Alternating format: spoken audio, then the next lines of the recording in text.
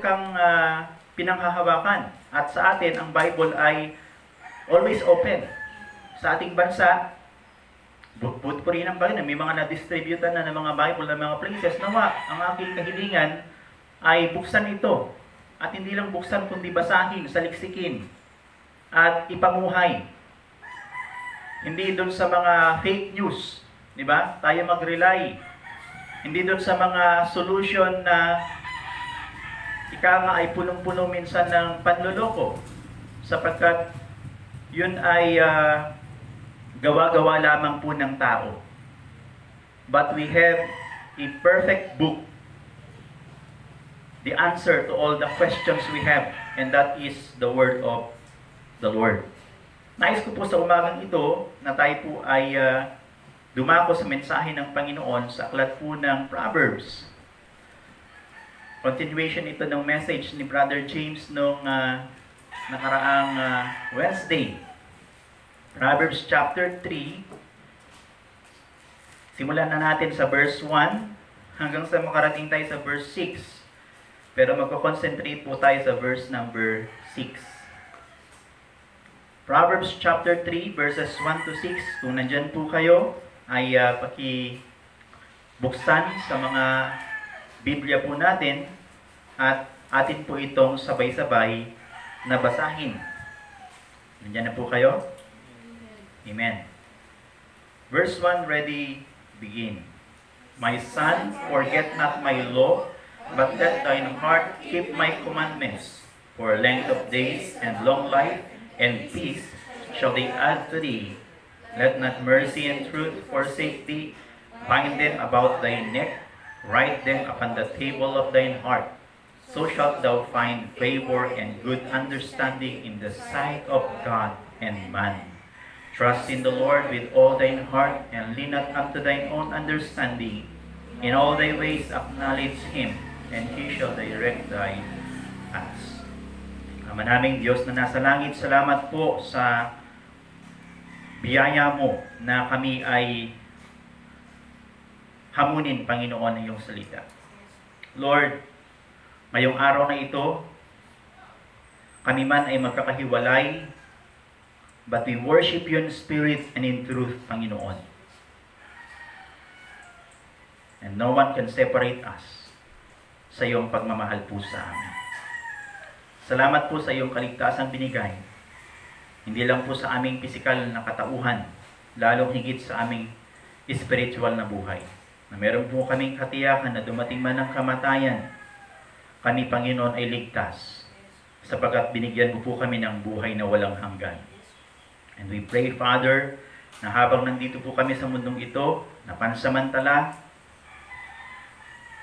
habang hindi pa dumadating yung aming appointed time, patuloy po kaming biyayaan ng iyong mga salita. Gamitin niyo po yung mga verses na ito na patuloy, Panginoon, na magbigay sa amin ng matatag na pananampalataya na kami ay mabubuhay hindi sa aming mga nakikita, kundi sa pananampalatayang iginawad mo sa amin. O Diyos na buhay, makapangyarihan sa lahat, may lalang ng langit at lupa, may likha sa bawat isa po sa amin. Binibigay po namin lahat ng pasasalamat, papuri at pagsamba sa iyo lamang sa araw na ito. Ang malaya pong pagkilos ng iyong banal na Espiritu ang siyang gumabay sa amin pong pakikinig ng iyong banal na salita. Ito, Panginoon, ang aming dalangin sa pangalan ni Jesus. Amen. Okay, maaari na po tayong makaupo. Nais ko po na bigyang tema yung atin pong mensahe na ito po ay pinamagatang In God We Trust. In God We Trust.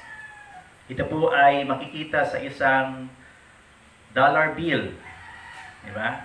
Nakalagay sa pera sa Amerika, yung katagang ito na nagsimula na nailagay noong 1864 during the Civil War.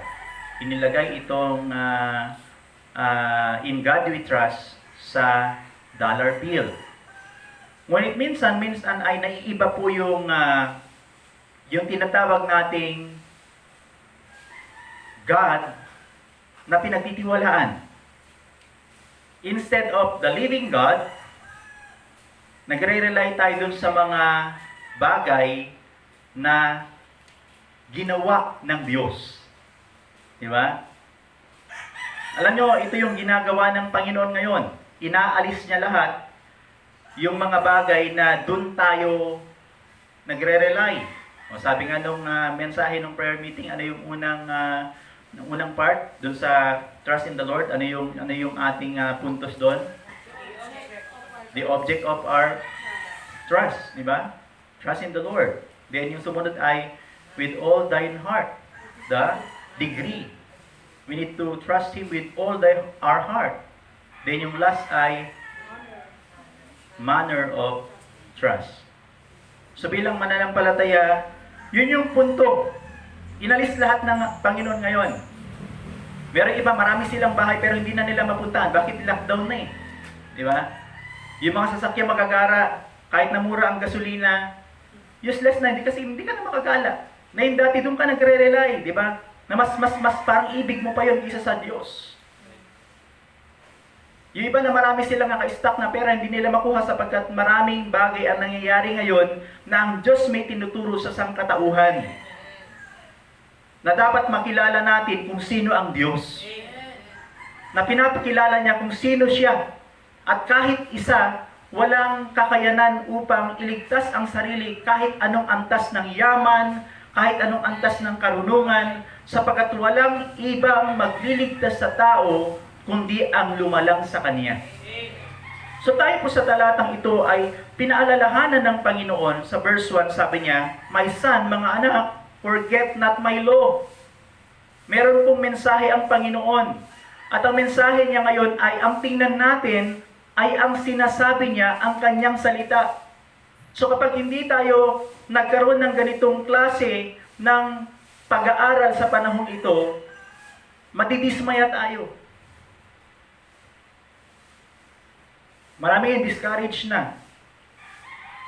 At hindi lang po unbeliever yung nagkakaroon ng COVID-19, even Christians, even doctors, Christian doctors. Yung life natin is in God's hand. So hindi natin siya pwedeng ilagay dun sa kakayanan ng mga, ang dami even United States, yung Japan, di ba lahat tinamaan. Merong matitinding technology yan. Pero hindi ka pwedeng mag-rely dun. Yung medicine, ganun sila katinding gumawa ng medicine. Pero meron pa rin namamatay. Why? Kasi ang kamay ng Diyos, dun tayo. Na hindi tayo maniniwala dun sa mga bagay minsan na kung ano lang yung sinabi ng tao, kundi kung ano yung sinabi ng Panginoon. Amen. Kaya maliwanag sa kanyang salita, "My son, forget not my law, but let thine heart keep my commandments for length of days." Yun yung gusto natin di ba? Lord, palampasin mo ako sa COVID-19. Bigyan mo pa ako ng long life.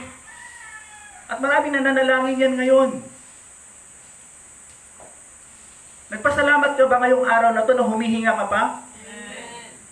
Marami yan, bumibili ng hangin, naka-oxygen sila. Pinapump yung kanilang hangin. Kasi kulang na sila sa hangin. May problema yung lungs. Pero nandito tayo, huminga tayo ng maayos, and we need to thank God and trust Him. Sapagkat siya lang yung nagbibigay ng length of days. Hindi mo pwedeng i-set aside yung sabihin natin, pastor, yung panahon kasi nila noon, talagang mahahaba pa yung buhay nila. Bakit kung ang Diyos ang nagsabi, bakit hindi niya pwedeng gawin? Gagawin niya. Kaya sabi niya, "Forget not my law, let thine heart keep my commandments for length of days and long life." Umabot mo lang yung 75, di ba? 70 years old. Biyaan tayo ng pain. Kung hindi, why not? Glorify God. Patuloy mo siyang pasalamatan. Ito pa yung isa. For length of days, verse number 2, and long life and peace. Marami ngayon, kahit wala naman silang nararamdaman na yung sabi nga si Thomas, dahil kakapanood ng news, kababasa sa cellphone, kung ano-ano yung nakikita doon. Meron akong isang friend na sabi niya, isang pastor na yung anak daw niya ay sinumpong nang hindi siya makahinga. Kasi ninervyos siya. Na itong mga bagay nito, aalisin yung kapayapaan natin. Na pag inalis dito yung kapayapaan natin, pati yung kalusugan natin mawawala. Kaya nga tinan niyo yung mga payo. Although naniniwala ako, sabi nila, Oh, kailangan, lakasan mo yung loob mo. Totoo yan. Lakasan mo yung loob, labanan mo. Di ba? Ito yung problema natin ngayon, na kapag pinanood mo ng pinanood yung news, bagaman mahalaga yan kasi ini-inform tayo niyan, pero ang tendency nito, panghinaan ka ng loob at kabahan ka. Di ba? Pero sabi ng salita ng Panginoon, may nakalimutan ka. Do not forget God's law. Do not forget the Bible. Kaya from every day, we need to share words of encouragement. We need to send Bible verses to encourage people, to encourage the frontliner, and pray for them. Ipanalangin natin sila. For length of days and long life and peace shall they add to thee. Let not mercy and truth forsake thee. And God's mercy and truth is through His Son, who is faithful, living His words. So yung mga mananampalataya na tapat na namumuhay sa salita ng Diyos, siya yung kinakahabagan ng Panginoon. Siya yung binibigyan ng Panginoon ng sapat na katotohanan. Why? Kasi ang sabi ng salita ng Panginoon, Psalms chapter 1 verse 3, if you read God's word, meditate it day and night, then you will be like a tree planted by the rivers of water. His leaf also shall not wither, but whatsoever he doeth shall prosper. Why? It is because of God's word. So, ibig sabihin, mahalaga ngayon ito kaysa kung ano-ano yung binabasa natin, kaysa TikTok, lahat tumunta. Di ba? Wala ako. Oh, sige, okay naman. Pampasaya naman yun, nakakatuwa din naman, di ba? But we need to look forward and be blessed sa salita ng Panginoon. Let not mercy and truth forsake thee. Bind them about thy neck. Write them upon the table of thine heart. So shalt thou find favor. Yun ang gusto natin, na papaboran tayo ng Diyos. Ang gusto ng tao ngayon, Lord, di ba, nananalangin ka, bigyan, favor mo naman ako. Like the King Hezekiah, Lord, favor me. Paano ka i-favor ng Panginoon? Hindi ka nagbabasa ng salita ng Diyos. Hindi mo nga sinusunod yung salita ng Panginoon. Ang Diyos nagagalit na nga eh. During the time of Noah, preach siya ng preach. Tapos nung wala pang dilubyo, ang mga tao, okay lang, wala pang COVID-19, okay lang, di ba? Gawin mo ka rin gusto mo. Eh ngayon, naalala mo na ang Diyos. Because of God's indignation. So, ibig sabihin, bilang isang mananampalataya, this is a wake-up call for us. Natingnan yung isang bagay kung paano ang Diyos ngayon, ipinapakita niya yung kanyang galit sapagkat dumarating yung mga tao, nakakalimot na kung sino yung dapat nilang pagtiwalaan. And we need this message today. In God, we put our trust. In God, we trust. So bilang isang mananampalataya, tingnan natin, napakahalaga ng ating gampanin ngayon. Ang sabi ng Bible, we are the light, we are the salt of the earth. Dapat gampanan ng bawat Kristiyano yung parte niya bilang Kristiyano. Dapat dagdag tayo sa solusyon, hindi sa problema. Di ba? Dapat yung Kristiyano ay hindi pasaway, kundi masunurin sa Panginoon. Because we need God's mercy. In verse number 4, sabi niya, so shalt thou find favor and good understanding in the sight of God, not only in the sight of God, but also in the sight of man. Di ba double, no? Naging good yung favor mo sa Diyos, naging good din yung favor mo sa mga tao. Because of what? Law abiding sa salita ng Panginoon. Then, doon sa verse number 5, trust in the Lord with all thine heart and lean not unto thine own understanding. Yun yung naging message nung nakarang Sunday. Now we go doon sa atin pong main text, verse number 6. Sa verse number 6, sabi dito, in all thy ways. Sa ngayon, kanya-kanyang diskarte na ang tao. Di ba? Pila dito na, iba, naglalagay na lang ng sako sa harapan ng bahay para pag may dumaan. Minsan kasi, ano ba yan? No, hindi ako naabutan ng rasyon kasi sarado yung bahay namin, di ba? Iba, naglalagay na lang ng bangko. Kanya-kanyang diskarte. Lahat ginagawa para lang mabuhay. Di ba? Lahat gusto natin matiyak na secure tayo. Pero kaninong paraan? Paraan ng Diyos? Minsan marami nagsishout out, sabi nila, oh, kinalampag na si mayor, kinalampag na si governor, lahat kinalampag na. Pero ang tanong, kinalampag mo ba ang Diyos? Nanalangin ka ba sa Panginoon? Kasi, ang Diyos yung kumukonect sa lahat. Pag nag-pray ka, pray and it works. Kahit hindi mo tadtadin ng message si Mayora, tadtadin ng message si Kapitan, hindi mo na kailangan. Ang tadtadin mo lang yung panalangin mo sa Panginoon. Sapagkat ang ating pananampalataya hindi sa tao, ang pananampalataya natin sa Diyos. So in all thy ways, acknowledge Him. Who is Him? He is God. Ngayon minsan nakakalimutan sa mga panahon na to, lahat tinakbuhan na, lahat nilapitan na. At yun yan, panalangin natin sa mga church members, huwag mag-rely sa pangako ng tao. Kasi pag nag-rely ka doon, baka matisod ka pa sa kapatiran mo sa Panginoon. Na masabi, ba't hindi nila ko tinutulungan? Lahat po ngayon nangangailangan ng tulong. Pero hindi ko sinasabi na hindi kayo tumulong. Kung meron ka, tumulong ka. Kung may blessing ka sa Panginoon, tumulong ka. Bakit? Yun yung reason natin para na mabuhay tayo. We are blessed by the Lord to share blessings. Yun yung ginagawa natin. Pero wag tayong dumiskarte ng sariling atin. Isanggunin natin sa Panginoon. Yung word po na acknowledge, na binabanggit po dito, it is to submit to God and know Him. Pag sabi natin, I acknowledge you, I am submitting myself to you. We need to submit ourselves to God and know Him more. Na sino ba siya?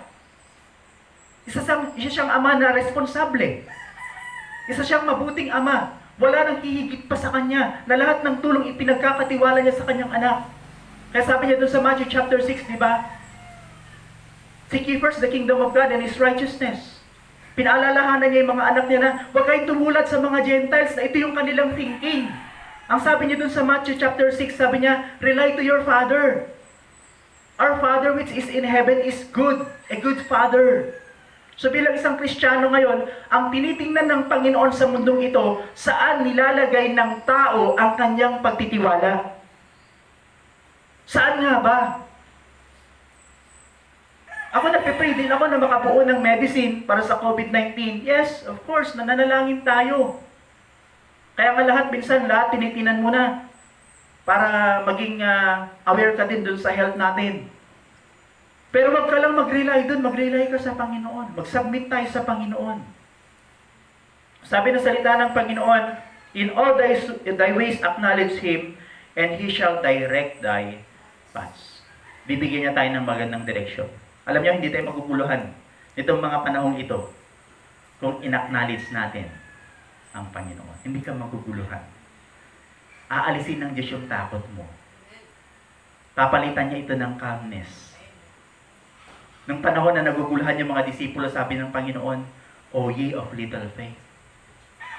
Bakit ang liliit ng pananampalataya nyo? Kanina ba nakasalig yung pananampalataya nyo? Sa Diyos pa nga ba? So mga kapatid, sa panahong ito, meron pong 3 bagay na gusto ko po na makita pa rin natin habang tayo ay nasa ganitong uri ng sitwasyon. And this is the challenge. In God, we trust. Number 1, mga kapatid, number 1, we must always see the hand of the Lord. In this kind of situation, number 1, we must always, hindi ko lang sinabi na we must see. We must always see the hand of the Lord. We must always see the hand of God. Nakikita mo pa ba ang kamay ng Diyos sa pagkilos niya sa panahong ito? Alam niyo po kung merong amazing na nangyayari ngayon, lahat ng tao dito na nakafocus, parang tumigil na yung clock, di ba? Alam mo, tumigil na lahat ng buhay na dito na lang nakafocus sa pandemic na to. Diyan na lang nakafocus. Pero nakalimutan mo, may kamay na kumikilos. Yung earth stable pa rin. Umiikot pa rin siya sa tamang axis. Merong news na merong papalapit na mga malalaking asteroids, di ba? Na pwedeng tumama sa earth. Pero doon na nakapokus ang tao sa pandemic. Pero ang Diyos, kumikilos pa rin siya. And God is in control. And we need to see always the hand of God. Na sa lahat ng situation, maranasan ng tao, Lord, salamat kasi yung kamay mo patuloy na kumikilos. Ang sabi ng salita ng Panginoon, Philippians chapter 1 verse 6,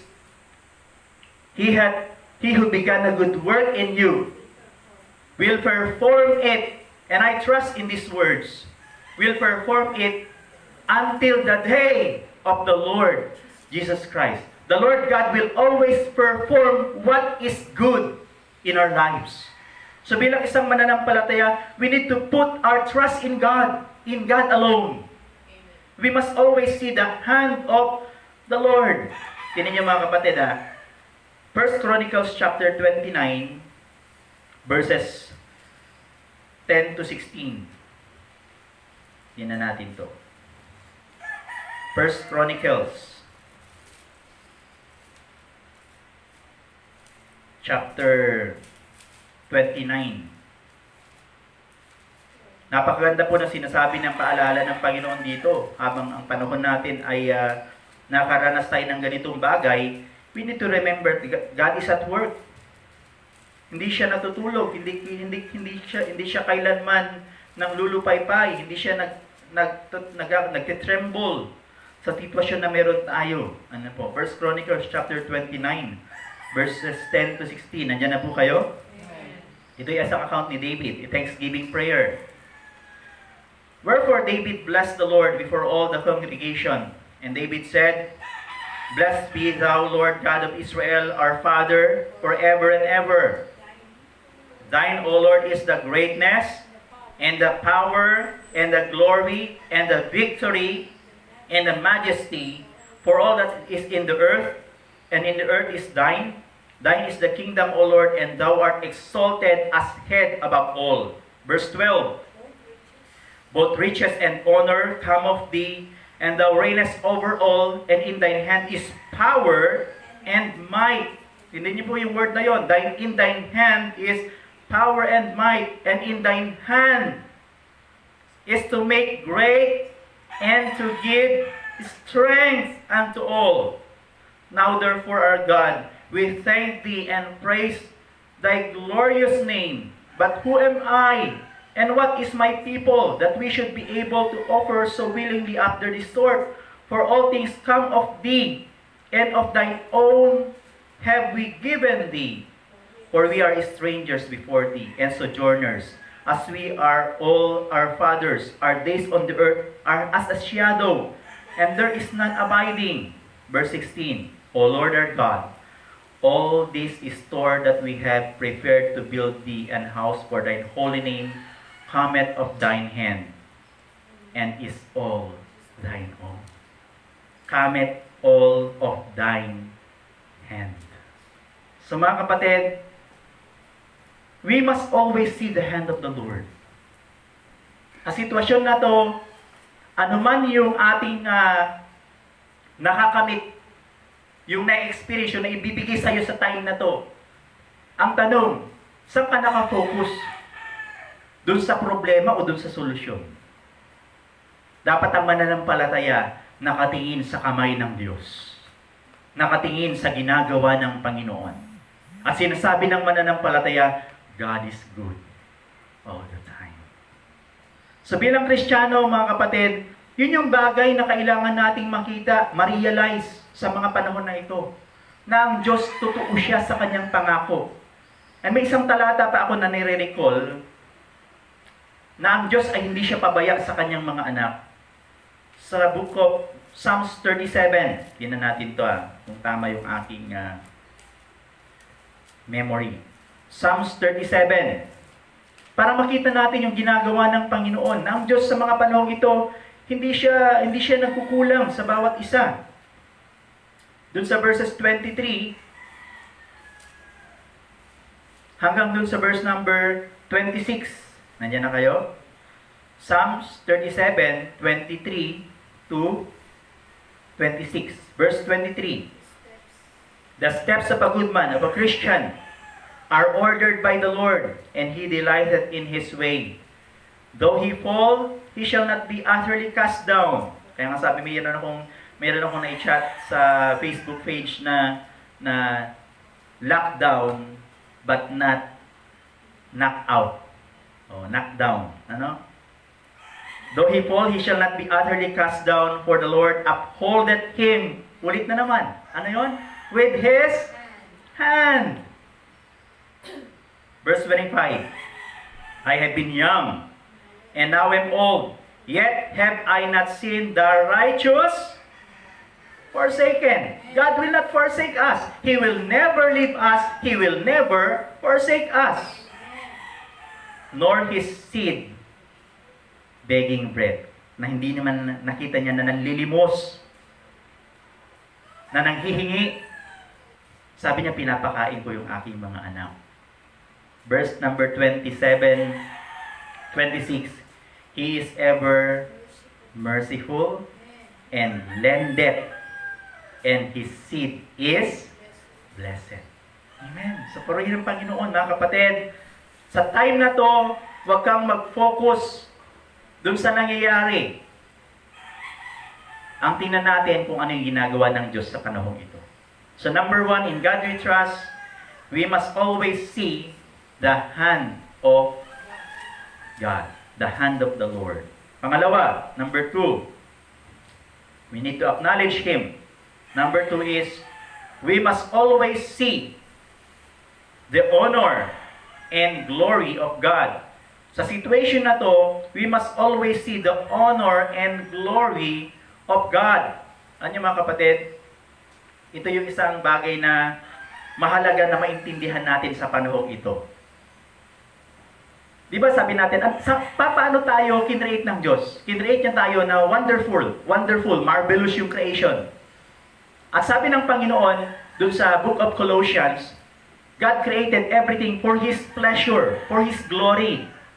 So ang tanong sa panahong ito, namamagnify pa kaya, nag-glorify pa kaya ang Panginoon sa situation? Di ba? Na-honor pa kaya ang Panginoon?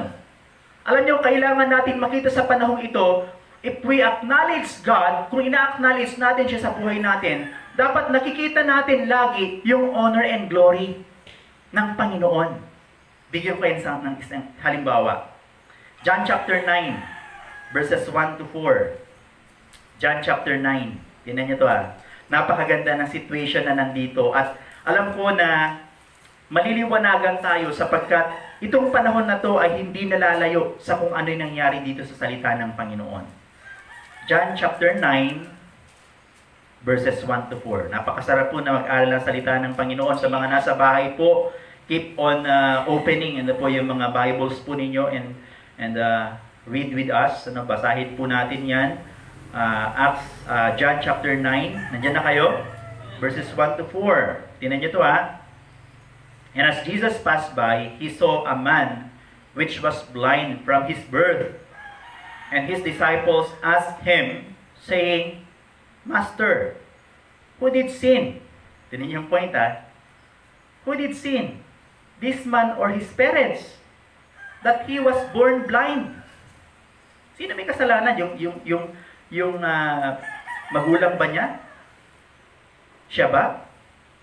Verse 3. Jesus answered, Neither hath this man sinned, nor his parents, but that the works of God, ang ganda nito, but that the works of God should be made manifest in him. I must work the works of him that sent me, while it is day, the night cometh when no man can work. Alam nyo, itong word na to na sinabi ng Panginoon, itong COVID-19, ang gusto ng Panginoon, sa lahat ng nangyayari, ang Diyos pa rin yung ma-honor. Ang Diyos pa rin yung mag-glorify. So sa situation na ito mga kapatid, gusto ng Panginoon na siya yung maihayag na sa lahat ng pangyayari sa sino may kasalanan o ang tao kaya may COVID-19 dahil ang tao, sabi nga nila, ang virus ay man-made. Diba? Ang virus, kinreate ng Panginoon yan for good. Ang mga bacteria, kinreate yan ng Panginoon for good. Walang kinreate ang Diyos na hindi kailangan. So kinreate niya ng Diyos na mayroong purpose yan. Kaya ang tao dahil sa kasalanan, dahil sa pagbagsak ng tao sa kasalanan, ang tao maruming mag-isip. Ang tao fallen yung kanyang nature, gumagawa ng labag sa Diyos. At nagkaroon ng mutation. na instead na yun ay para sa animal lang, inilipat sa tao. Di ba? Nang nangyari ngayon, ito'y nararanasan. Why? It is because of sin. Pero ang kasalanan, hindi kayang i-overrule ang Diyos sapagkat ang Diyos ay nasa pinakataas at siya yung merong kapasyahan, siya yung may control kung ano yung nangyayari sa mundong ito. And He will be glorified and He will be honored. So sa situation na ito mga kapatid, ano man yung pinagdaraanan ng ating mundo, ang mga mananampalataya dapat laging makita yung honor and glory ng Panginoon. Sabi niya sa talata, hindi yung anak, hindi siya ang may kasalanan. Hindi yung mga magulang niya ang may kasalanan. Kasi ang tao ganun, ba't siya nagkakasakit? Ba't ganun nangyayari sa kanya? Siguro pinapalo siya ni Lord. Yun ang isip agad ng mga disciples. Pero dito sabi niya, walang may kasalanan sa kanila. Kaya siya ganyan sapagkat may plano ako. At ang plano ko ay i-glorify niyo ako sa inyong mga buhay. So kung merong ganitong sitwasyon, ang tingnan natin, dapat mag-glorify natin ang Diyos. Ma-honor natin ang Diyos sa ating buhay. Hindi lang po yan.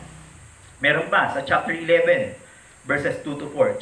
John chapter 11. Tinan niyo ito John chapter 11. Ito naman yung hindi ako nakakamay kay Lazarus ba to? John chapter 11, yes. Nandiyan na kayo? John chapter 11, verses 2 to 4. Tapos punta tayo sa 39 to 40. Verses 2 to 4. It was that Mary which anointed the Lord with ointment and wiped his feet with her hair, whose brother Lazarus was sick. May sakit pa lang dito si Lazarus, may sakit. Therefore his sister sent unto him, saying, Lord, behold, he whom thou lovest is sick. Tinan niya yung situation Sinabi niya sa Panginoon. When Jesus heard that, he said, this sickness is not unto death, but for the... Yun yung dapat makita natin lagi. This sickness is not unto death, but for the glory of God, that the Son of God might be glorified thereby. Ang tanong, namatay ba si Lazarus? Namatay siya. Pero sabi niya rito, this sickness is not unto death. Sinungaling ba ang Diyos? Hindi.